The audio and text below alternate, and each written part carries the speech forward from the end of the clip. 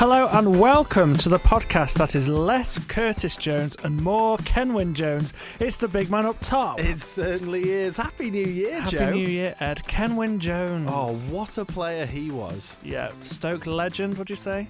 I would say so, yeah. It's sort of left under a bit of a cloud, but I think generally speaking, you know, the fans loved him while he was there. My brother once served him in a TK Maxx. Wow.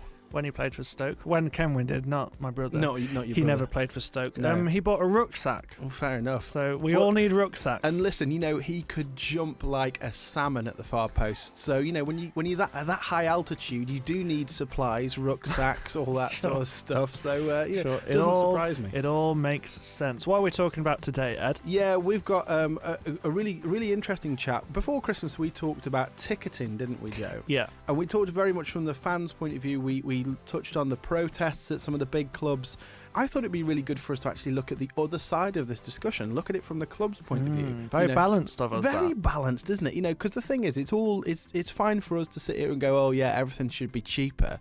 But what situation are the clubs in? How do they decide ticket prices and stuff? So we've got an amazing chat with returning to the podcast, Graeme Mathie. Yes. We love him. Second appearance, Managing Director of Ayr United. So he joins us for a chat later on, and we're going to talk about how that sort of wraps in with the FA Cup third round and all that exciting stuff. Looking forward to it. Should we start with some trivia though, Joe? Let's do it. Well, speaking of trivia, Ed, we've actually had some correspondence from Liam, the Liverpool fan. Oh gosh! Now he listened to our Christmas quiz episode. Oh no! If you remember? You're gonna tell me I've got a question wrong, aren't you? No, you didn't get it wrong. There was a complaint actually that you I can't remember exactly who the player was, but you said that the name Ian derived from John. Yes. Now Liam wasn't very happy. It was Ian Wright. Ian Wright. Yeah. Okay, yeah. Well, Liam agreed with me actually that was a bit of a stretch. So I'm just hoping that your trivia game this year is going to be a bit more respectable. Well, thanks for the feedback, Liam. I appreciate it. But it's my turn today to quiz you. So here we go. How this works is it's guess the player with a difference. So the player in this case will share his first name with the name of a book in the Bible. So here we go. Which former Everton player won the Puskas Award with a goal scored at the 2014 World Cup? 2014 World Cup. Where was that World Cup, Joe? That World Cup was in Brazil. It was. Yes, one of the better World Cups, I'd say. It was fantastic, wasn't it? Good one. Interesting question, that. Now, as soon as you said Everton player, I thought Tim Cahill. Mm-hmm. One of the only Everton players to ever score a goal. Whatever. Ever, yeah. I mean, Tim Cahill famously was a big World Cup player, wasn't he? He was. And he loved a World Cup. He loved the World Cup. I have memories of him scoring an overhead kick at one point. Was that for Australia at a World Cup? Well, it would have been for Australia, yes. It would have been for Australia, yeah, no one else. Well, I'll have a think about that. Have a think about it. So, Joe, we haven't done a proper podcast like this in 2 weeks. It's been a while, hasn't it? And plenty. You let me have Christmas off. Which is very kind of you. I did. And you know, there's been plenty of football going on over Christmas, Joe. It's been a lot. It's an absolute feast. It'd be really good for us to have a bit of a roundup of what's been going on over the Christmas period. Who's had a good Christmas? Who's had a bad Christmas? Who's sort of coming into the new year with the wind in their sails, so to speak. Are you asking me who's been on the good list and who's been on the naughty list? I could be, but you know, it's in January now, Joe, so let's move on from the Christmas analogies. Okay, well, yeah, let's talk about it. I think the big stories from the Premier League this season have been Man City, haven't they? Yeah. We've touched on them before. Signs of life, I would suggest. Yeah. Last two games, and we're going to come on to their games shortly. 2 wins. Scoring goals again, Phil Foden scoring. I still don't think they're in the title race. No, I mean, seeing the interviews from Pep, he's not been overly pleased, has he, with the situation? And I think anybody watching can tell that teams have been in games with them, and they've not it's not been their usual dominant self. So definitely not firing on all cylinders. No, you talk about the eye test, and I think they're still conceding a lot of chances. They're not looking convincing, so it'll be interesting to see where they go. But yeah, they've not had the best Christmas, but their form seems to be turning around. And I think crucially, Haaland has started scoring again. Yeah, and it's one of those things that I think that, you know, they've talked about the mental side, the confidence side, and you do sort of think, well, okay, get a few wins under the belt, they'll get confident again.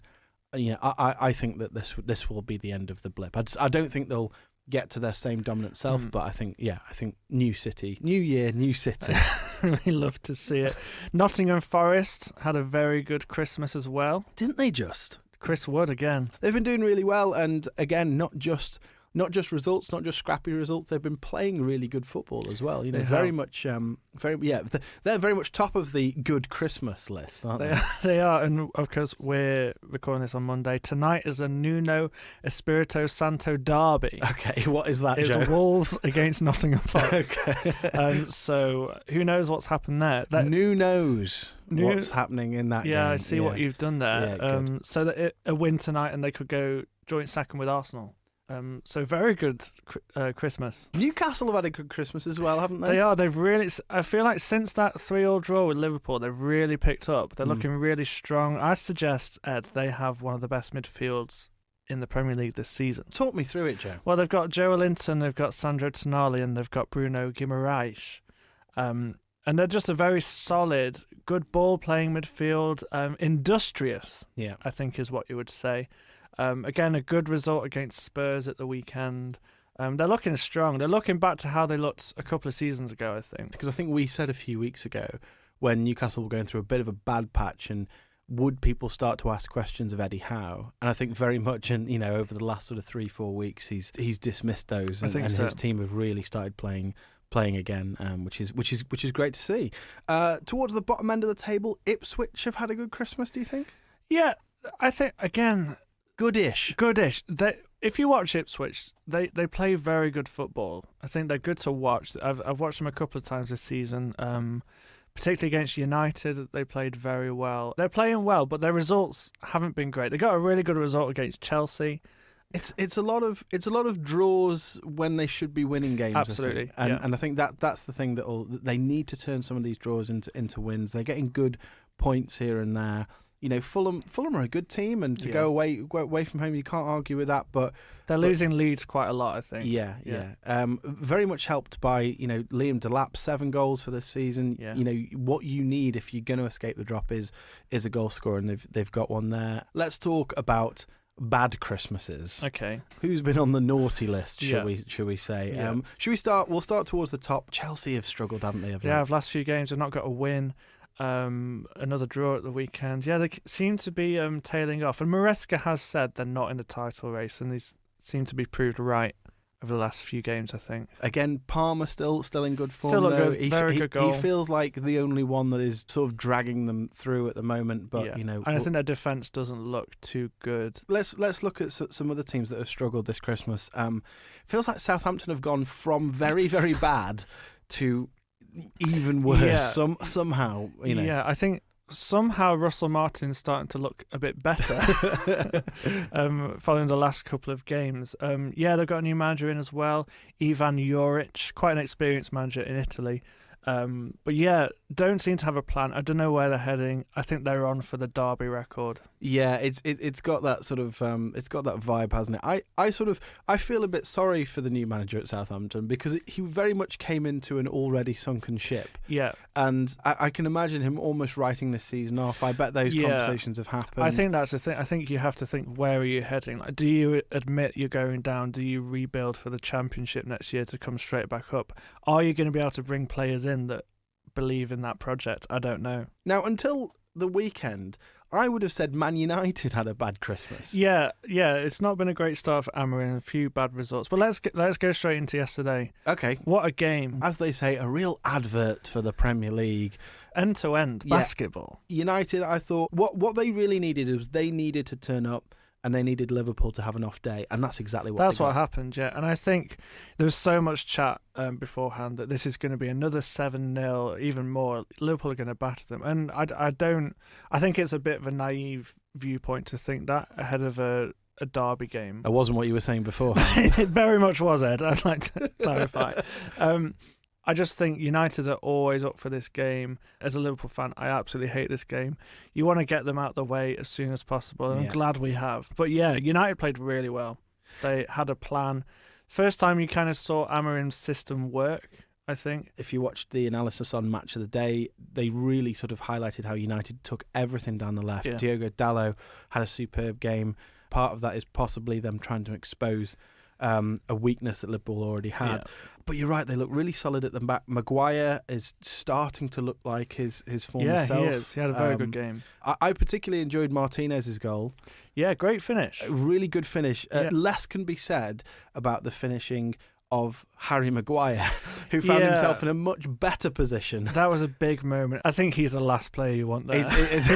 It felt like it was sort of came across to him in slow motion as he ballooned it over the bar. I thought he played really well. United looked really good. And this is their first goal at Anfield since the Jose Mourinho days. Goodness me. So it's been a while. I think that was 2018. So let's touch on Liverpool. What went wrong for Liverpool, do you think? Well, like I say, I don't think they actually played that bad. I think at the back that it was a lot more chaotic than Slot likes. You know, he has this very controlled way of playing football, and it was far too end-to-end for him. And it's important not to just pin it all on Trent. He had a bad game. I think there's obviously a lot of conversation around him at the moment with the Real Madrid talk going on. I think Slot came out after the game saying that it's not distracting him, but I don't think I believe that. But I think I just refuse to believe that a professional footballer who is from Liverpool, Liverpool fan, would be in the back of his mind thinking, oh, it doesn't matter, I don't need to sprint back here because, I'm off to Real Madrid. That's not how these players think. You'd like to think so. And let's remember, this isn't the first time Trent's been pulled up for his defending. But you'll take that with what he brings going forward. We're going to move on. Spurs losing at home to Newcastle, Joe. Yes. And Ange was not very happy. He was quite angry. He spoke a lot about refereeing decisions. There was a handball in the build-up to Newcastle's first goal. Yeah, I thought it was one of those. I was like, I it would annoy me if I was a Spurs fan, but it wasn't that cut and dry either. So, it's just one of those. I think particularly as a manager, when things aren't going your way, you start to pick up everything. You pick up the throw-ins that weren't given, and you notice the things that go against you. And it all of a sudden starts to spiral into this big conspiracy of everyone's out to get us. For those of you who didn't see it, he kept repeating the phrase "if all things were equal" or something like that, wasn't Very it? Very vague, wasn't it? Yeah. And the interviewer who was pressing him from the BBC was saying, "Are you saying that some of the decisions didn't go your way?" And he would keep saying, "Well, if all things were equal, we would have won today." I think it's important to remember here that these managers are under a lot of pressure. Yeah. You can sometimes have this feeling that this is the only interview they do after the game. But actually, it's not, is it? They'll go to the BBC, then they'll go to Sky, then they'll go to TNT, then they'll go to some other broadcasters from other countries. No wonder you get frustrated because they're all asking the same thing. They're all asking the same thing. You're parroting the same lines again. So I do have a bit of sympathy for him there. Someone I have less sympathy for in this regard is Sean Dyche. So speaking of managers losing the plot, did you tell us about Sean Dyche? Well, so Everton lost this weekend to Bournemouth 1-0. We should say a great goal from David Brooks, and what a great story that he's come back from quite a serious illness, come back to playing and making an impact here, scoring a winner. Great goal as well. Outstanding finish, cushioned left foot volley. They've been praised actually for their ability to keep a clean sheet, but they've had quite a lot of draws. But Sean Dyche defended this by saying that we've had a lot of draws, but the run isn't actually that bad if you add wins to it. Yeah. Fine. You could say, look, he's not wrong. He's not wrong at all. If they won all their games, they'd be top of the league. My golf record, Joe. If you add a load of hole-in-ones, let me tell you, what a run I'm on. Great run. I mean, we understand what he means. I did parkrun at the weekend, Ed, and if you take about 20 minutes off my time, right. It's a world record. It's an absolute worldie. Yeah, exactly. I think we should do just a really quick roundup of the EFL from over Christmas as well. Leeds currently top of the Championship and doing really well. Burnley on a fantastic run. As at Oxford United a bit further down, they find themselves into mid-table comfortably. So over Christmas, Stoke played away at Burnley, got a great point. You'll take a point. We'll take a point there. Were you aware that there's a pub in Burnley called the Royal Dyche? Oh, and lovely. Complete with a picture of Sean Dyche. Is that dressed as in a doublet and hose? Yeah, it looks like Henry VIII. It's fantastic. I wasn't aware of that pub, but some of my Stoke mates that went to the away game sent me a picture of that. I thought it was absolutely fantastic. So, speaking of Stoke, Stoke have genuinely been one of the newsworthy items in the Championship. Wow. over the Christmas period. Good to hear. Well, not really. It's more about the circus going on at Bet365. So Stoke, before Christmas, sacked their second manager of the season, Narcis Palak, in an awful run of form. And after 3 months in charge, he was let go.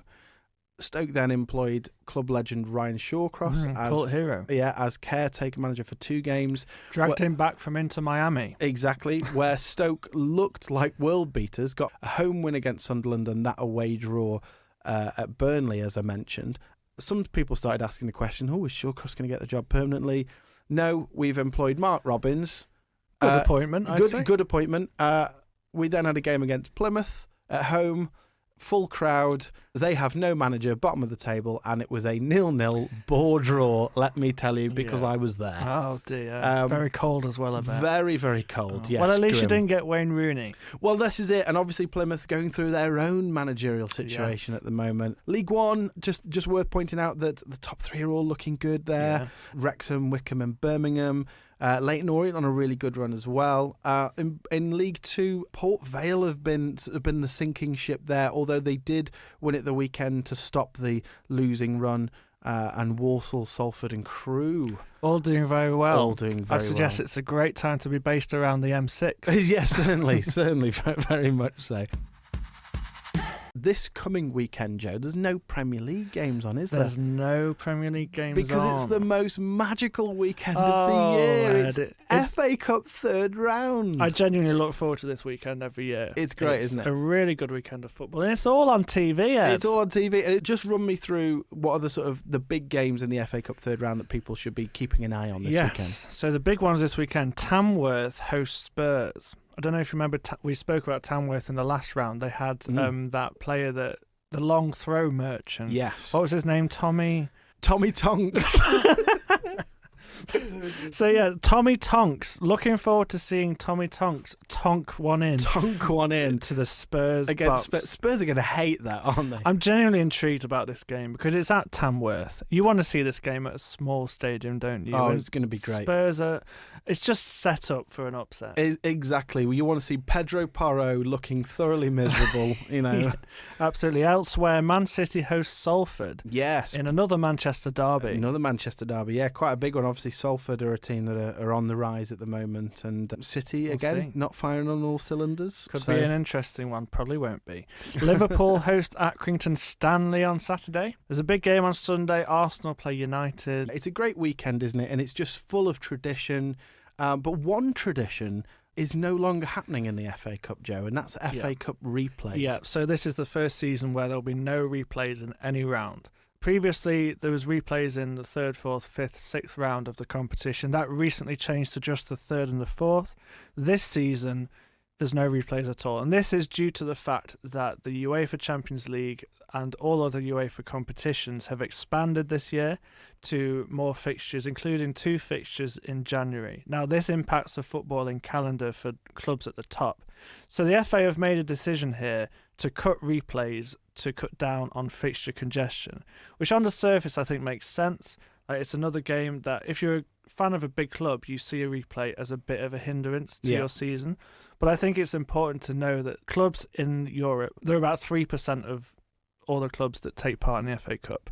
It's impacting a small minority of the clubs. And these are actually quite a big deal, replays, for lower league clubs. For a lot of these teams, drawing a big club is a huge thing for them. Yeah.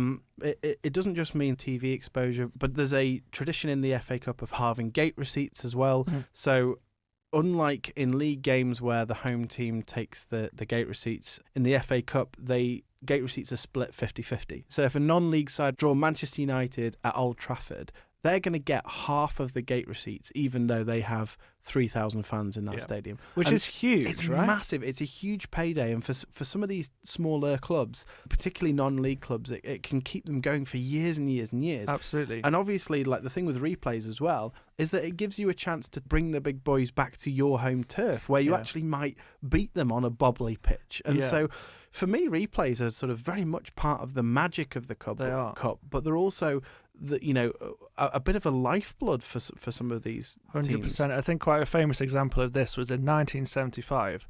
AFC Wimbledon were drawn away at Leeds. Ellen Road, and it was 0-0. Leeds had a penalty in the last minute and it was saved. 0-0, replay back at Wimbledon's home ground. You know, they took it to a replay, and there was such a hunger to go to this replay game that they actually moved it to Selhurst Park to be able to sell more tickets. They lost the replay, but that didn't matter because they got so much money from this replay that they were then able to apply for league status the following season. Incredible. When they went up.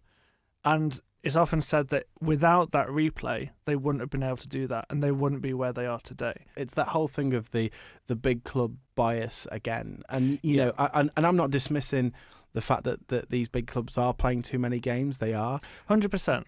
But taking away replays doesn't feel like the way forward. It feels like it's helping the 3% of the clubs in the competition, and it's not looking further down the football pyramid where these games actually make a huge difference. Well, actually, this brings us really nicely onto our chat with Graeme Mathie. I asked him loads of questions about the mechanics of how this works. You know, what happens if they get a lower gate than normal or when they get a higher gate than normal? And he was just so forthcoming. I think this is a really fascinating chat, so let's hear it.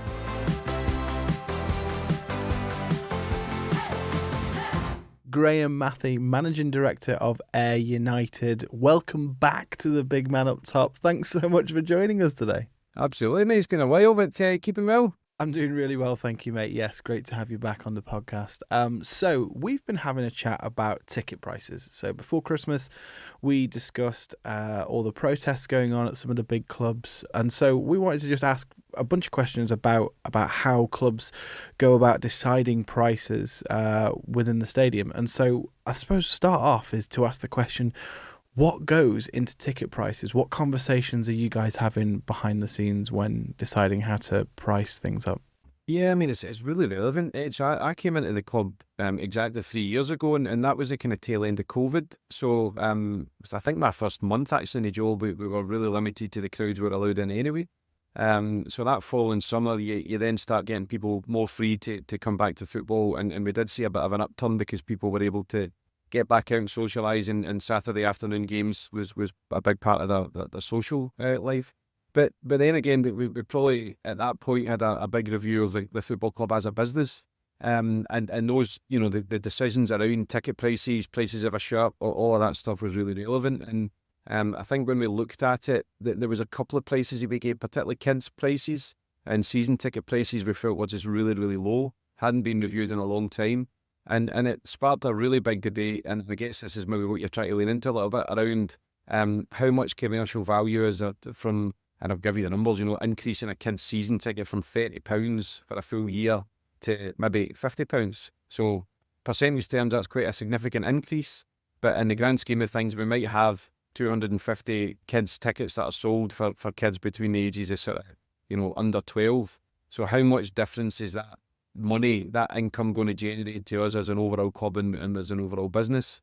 And then you start thinking about things like, well, actually, if we were to keep it at a similar price, would we actually make more money out of kids maybe want to come to the shop and buy some things in there, buying food in the kiosk, etc., etc. So, you know, we're not in the fortunate position of having a waiting list of people that want to come to games and sell out the stadium on a weekly basis. So I think these things sometimes become even more relative when you think, well, we might be able to make X number of £1,000 more by increasing the ticket price, but does that then mean that we lose revenue in other areas of the club? So that was one example, I guess, where we made that conversation and that decision quite early in my tenure here.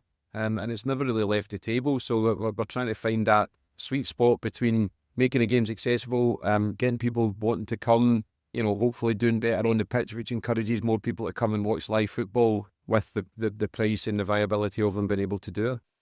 Now, as any football fan will know, it tends to be that the more fans that are there, the better the atmosphere and the better the team performs on the pitch as a result. So surely from your point of view, you'd want to price things, you know, fairly competitively so that you can just have a full stadium. Is that right? Yeah, I mean, I guess there's a few clubs in Scotland have tried football for a fiver. So Hibs historically have done it over the last few seasons now. And they do tend to sell out their stadiums, and that would be for fixtures that they probably wouldn't expect to get a particularly big uptake. So we've toyed with the idea, well, certainly for cup games, you know, we do have an ability to reduce the prices quite significantly. Interestingly, it doesn't really see a massive upturn in the numbers that come.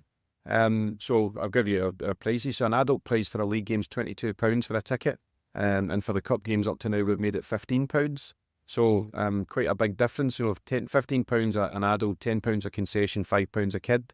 So in theory, you could take a family for you know, what would be 40, £50 potentially, depending on the makeup of the family. So, you know, for a family day out, it's probably reasonable value, I would suggest. And we're not seeing a massive upturn in numbers coming through. So I can sympathise to a degree if you're taking that to even a higher level. It's all relative, isn't it? Because the income that somebody might be losing on that is going to maybe impact their ability to be competitive on the pitch, and that's a balance I guess all clubs at all levels are going to try and find.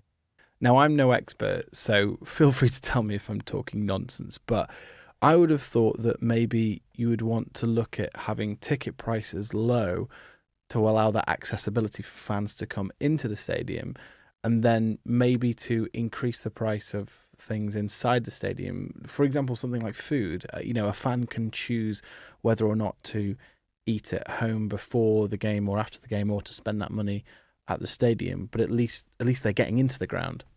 No, listen, you're giving yourself far less credit than you should. It's exactly the conversations that we're having, essentially. So look, we've now, and this sounds very basic, and it is, but you know, we've got a match day revenue spreadsheet. So that's everything from halftime draw tickets to match day programmes, shop sales. Trying to think, but we've now got a kind of supporters bar, so bar sales, etc. And it's been fascinating to see that sometimes the average spend per fan doesn't actually go up or down depending on the game or the number that's there. So the overall spend might actually be more when you've got a lower crowd randomly. So less in ticket revenue, but actually the other things have done so much better. And sometimes there's not even necessarily a reason for that. So we have tried things like a family day. So let's put on a bouncy castle in the beer garden outside the supporters bar, and let's encourage people to come at 12 o'clock, have some food and stay longer. Some of these things have worked better than others. I think that the type of things that you're talking about, and it is really relevant, and we're trying to have these conversations and make these decisions on a kind of semi-regular basis. Okay, I want to press you on some top secret information. So imagine I've come to an Ayr United game, I've bought my ticket, I'm already in the stadium. What do you want me to spend my money on whilst I'm there? Imagine I've got 20 quid in my pocket. I'm going to spend that in the stadium. What things do you want me to spend my money on? What I mean is really, what sorts of things have the highest profit margins for you guys? I mean, I guess kiosk spend would be up there. I think the profit margins in that would be the highest. And again, that's something that we have spent a bit of time and effort looking at, and even down to silly things at our level about, you know, where do you position a kiosk? But again, it is just for us about trying to maximise the revenue and the spend across every area of the club on a match day. And I guess that's the balance I think we're trying to find. Is we're a community club in a pretty deprived area of the country. We're giving away loads of free tickets to people that come just to be part of the club and experience it. And what I've also found is that, you know, when football supporters buy in and really want to support the club, they're also maybe not at times recognising that it is also a business. So, you know, they would want the shirts to be sold at a cheaper price, they want the tickets to be sold at a cheaper price, they want the kiosks and the beer to be sold at a cheaper price, and suddenly it becomes really difficult to think, where do you find the balance between trying to be a competitive team on the pitch where you can generate all this revenue to spend on footballers to try and win some football matches, and then where do you find the sweet spot where you are making it accessible and people can come and you want to encourage all the community and the whole family to turn up without, you know, leaving people out of pocket. So I think generally fans want to support clubs and they don't mind paying a bit extra if they know that money's going to get invested into something that's going to make their club better. You know, is this just an extra 10 grand a week on a flashy winger's salary, or is this something that's actually going to make the club better? So what I want to know is, how do you balance that thing that you just said? How do you balance the club being a business and yet at the same time being a community asset?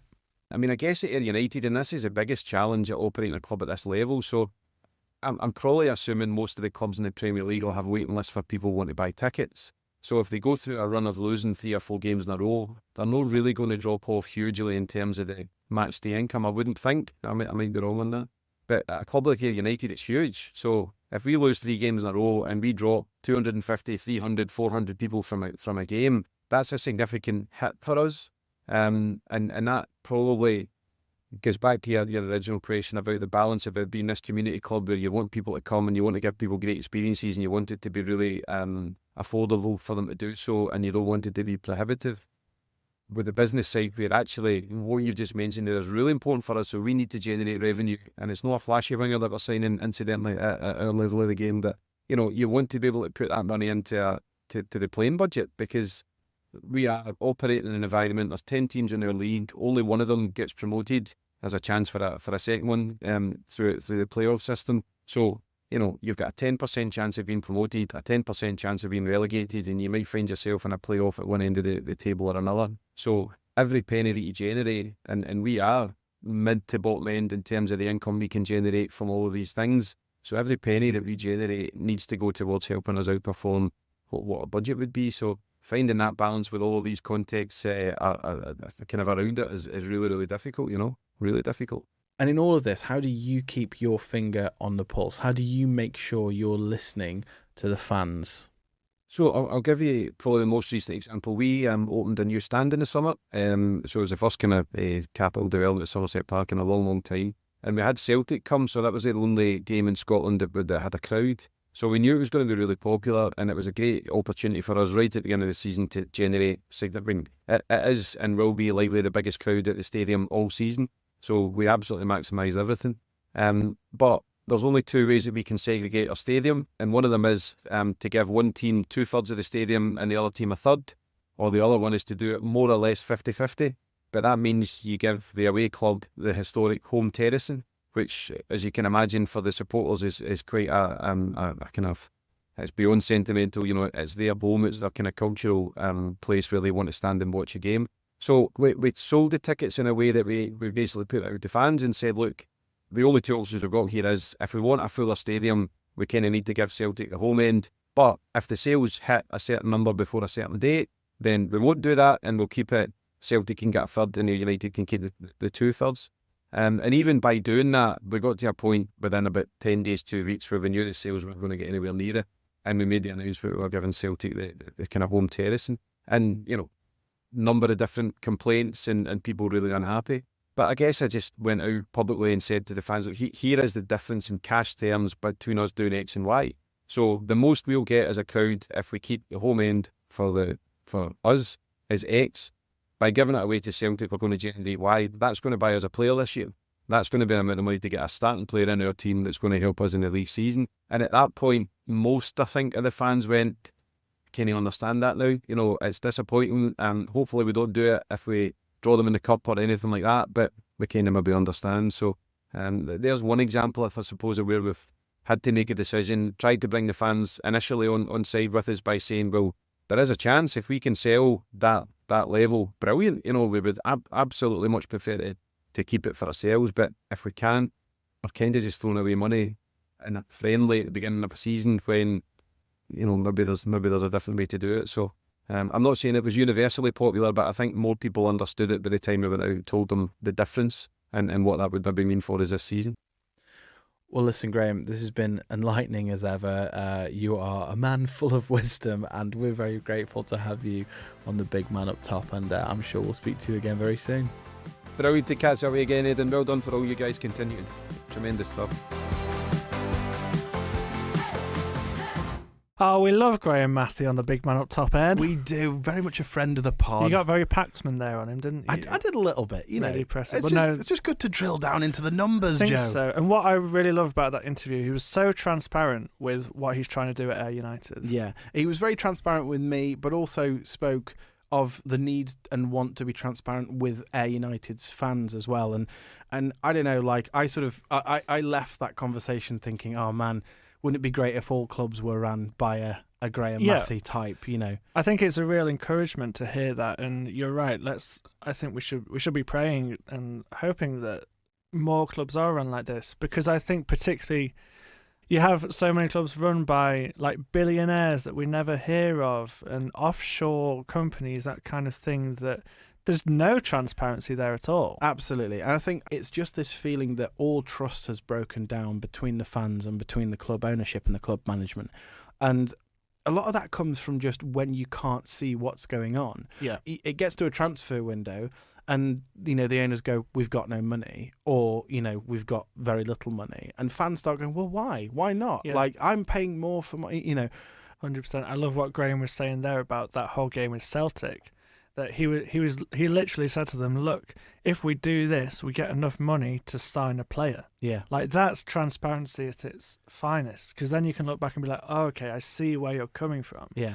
Whereas, like, you're seeing now, even with Liverpool at the moment, about this contract situation of Trent, Virgil van Dijk and Mo Salah all yet to sign their contracts, and there's just no communication or anything from the board or anything like that. It's that kind of lack of communication between fans and boards that adds to frustration, adds to skepticism, adds to, like, even abuse, And I think what was also great about what Graeme said was when he talked about how, the thing with Celtic, like, it wasn't a universally popular decision, and he said they received complaints, but at least the fans know what's going on, and at least they can then voice those complaints and they can listen to them, and that then impacts what decision they make next time. The Bible says lots about business and about how people should run businesses. Hebrews 4:13 says, and no creature is hidden from his sight, but we are all naked and exposed to the eyes of him to whom we must give account. It's more of a broader statement, but it's basically saying, like, look, nothing that we do is hidden from God. And so, yes, decisions can be made in shadowy boardrooms and all that sort of stuff. And look, I'm not saying that there aren't things that a CEO will need to keep to themselves. You can't be fully transparent, maybe. I don't know. I don't know where the line is. But certainly nothing is hidden from God. I think you're right, and I think obviously we are having this conversation around club ownership, but I think this does translate to leadership as well, doesn't it? Yeah, absolutely. And I think we're in quite an interesting space at the moment in the Christian world, in leadership and church leaders. There's the whole thing we could go into here. Yeah. But accountability is the core to leadership, right? Absolutely. And we need to be accountable to the people leading us. We need to have people around us that are accountable to us if we are making decisions. And I think it's such an important thing to do. Absolutely. And I think as well, the Bible is really clear that honesty and integrity are a must when it comes to running businesses. 2 verses from Proverbs, one in Proverbs 11 that says, the Lord hates cheating, but he delights in honesty. And another verse in Proverbs 16 that says, better to have little with godliness than to be rich and dishonest. And I think sort of both of those proverbs sort of speak to the fact that very much in God's eyes, it is better for you in the long run to have a clear conscience with the way you are running your business, your life as well, to be running all of that with honesty and integrity. This is a call to club owners to run your clubs with transparency, with honesty and with integrity, and as fans we are here to keep them to account. Absolutely. And at the same time, if we ask for that transparency and that honesty, we must then be able to give grace for decisions. 100%, yeah. Okay, Joe, it's time for Bible Ballers again. Yes. How are you feeling? Quite good, Ed. I've had a bit of time to think about the question. Could I hear it one more time? You can, yes. So which former Everton player won the Puskas Award with a goal scored at the 2014 World Cup? Yes. So obviously before I mentioned Tim Cahill scoring a overhead kick. Again, I can't remember if that was in a World Cup, even if it was for Australia. But I remember one of the best goals from that tournament, maybe the best goal. James Rodriguez scored an absolute worldie of a volley in off the bar. Now, I'm going to look past the fact that it's James and not James, because it feels like a very Ed thing to do. Well, it's spelt James, isn't it? I guess so. So, for that reason, I'm going to lock in James/James Rodriguez. You are right to do it. Well done, Joe. Yes, James Rodriguez. What a goal that was, by the way. What a goal. He was the greatest player on earth for a brief moment, wasn't he? And it got him that move to Everton. Exactly. Earned him. That was such a weird time. Everton's manager was Carlo Ancelotti. Yeah. And they signed James Rodriguez. Massive. Strange. Massive. And now it's Sean didn't Dyche and Dominic Calvert-Lewin. Well done. By my calculations, that moves you up to 9-4, Joe. 9-4? 9-4. Goodness. Yes. Yeah, I'm happy with that. Yeah. So well done. I need to massively improve in the second half of this year. Well, thank you so much for listening to The Big Man Up Top. If you want to get in touch with the show, please ping us an email to podcast@ucb.co.uk. Please follow, subscribe, and give us good reviews. And even you can leave comments now on Spotify, Ed. You can. Have you seen that? Yes. Maybe you want to leave us a comment. Please do, and we'll read it out. Only if it's nice. If you've enjoyed this podcast, please tell your mates, and also a huge thank you to our producer, Anthony Salamat Webb, for all his hard work behind the scenes. There will be a new episode next Tuesday. There will, hopefully. Yeah, I think so. We'll see what happens. We'll see what happens. Joe, have a great week and enjoy the FA Cup third round. You too. Happy New Year. Happy New Year.